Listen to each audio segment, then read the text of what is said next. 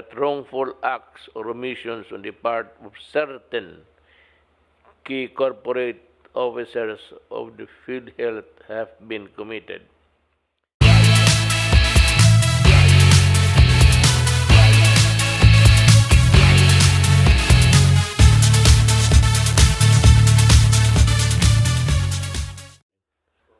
Sabi ko nga kay Bong na, if I were you, you act as an opposition. You should do better than the opposition para mawala yung na you're trying to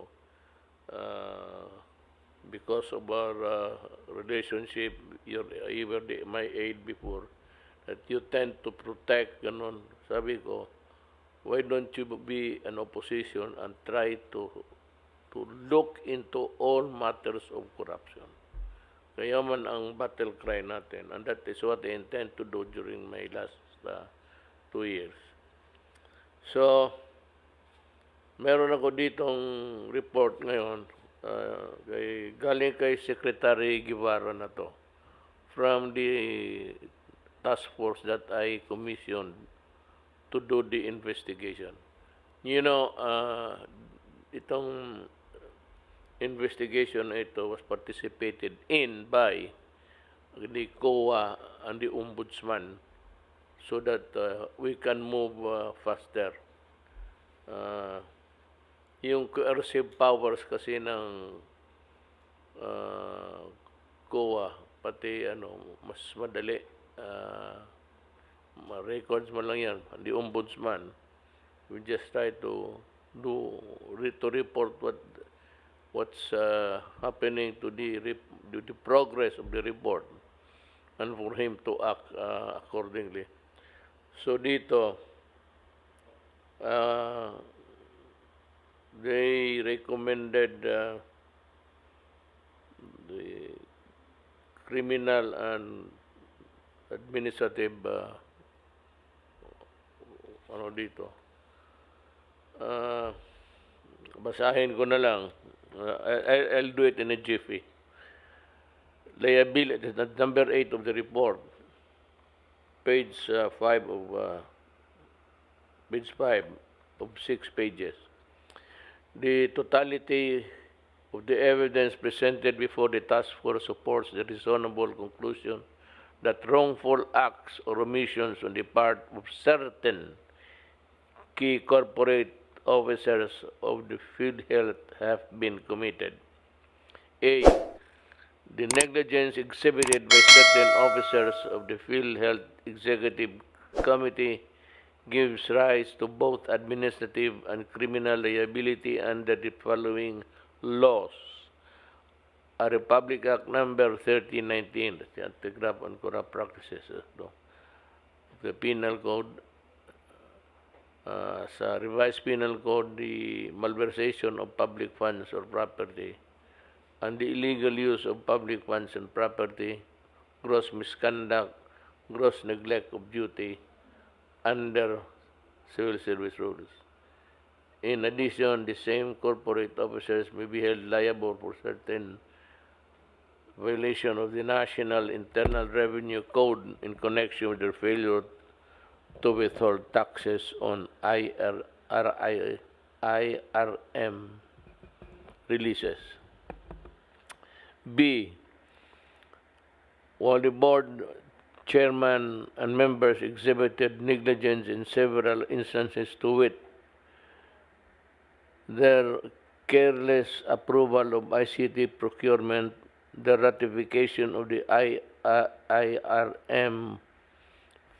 ito yung advance fund releases on March 2020, and the consent of the modification of judgment in court adjudicated cases, and negligence is somehow mitigated by the active concealment of vital documents and information, and the apparent misrepresentation by those who had sought the board's approval.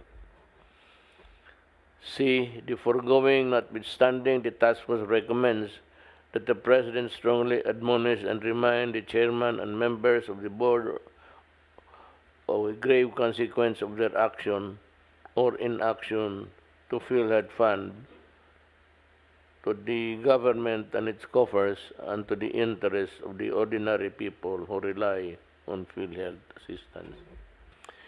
Specific recommendations to the President considering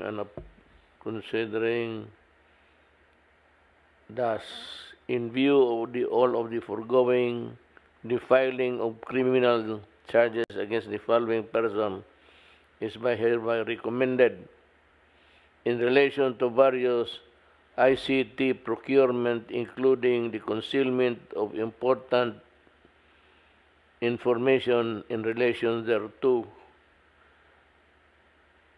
violation of Section 3A RA number,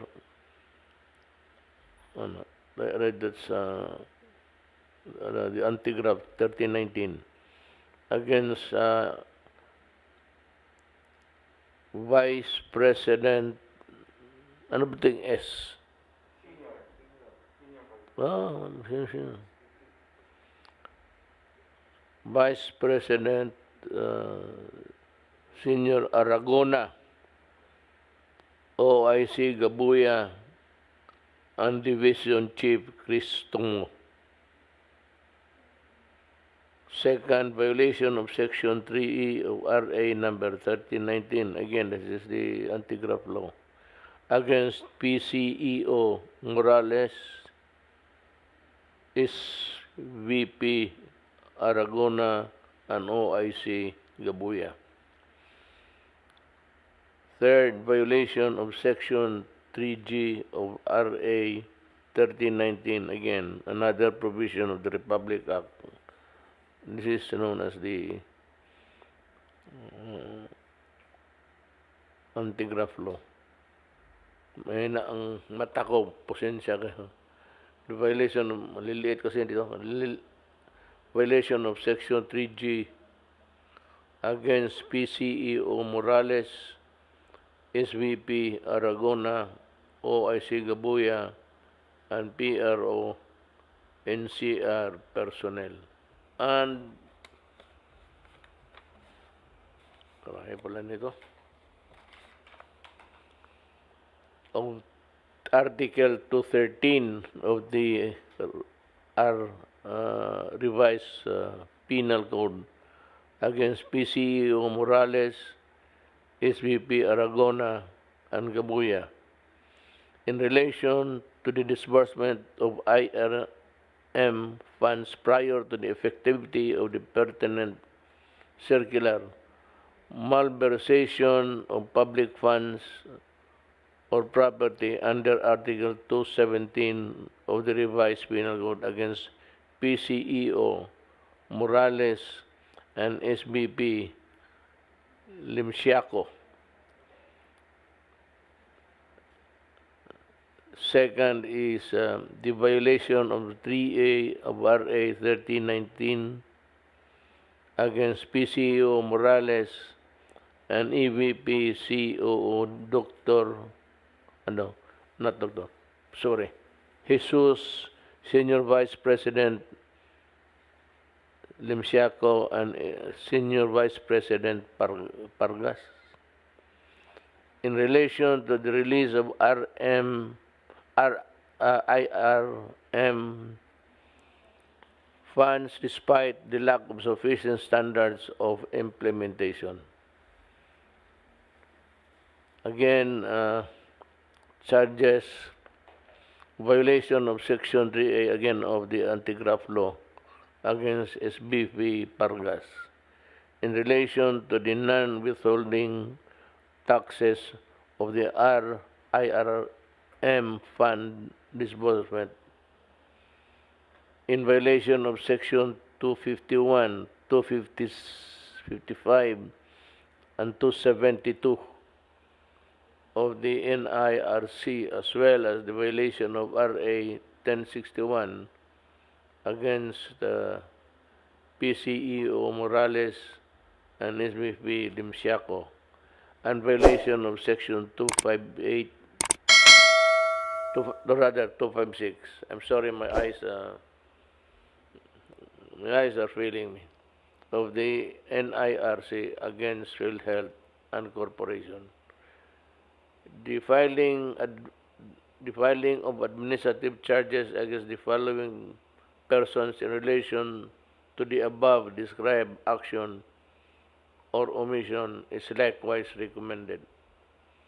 Dishonesty, gross neglect of duty, grave misconduct, falsification of official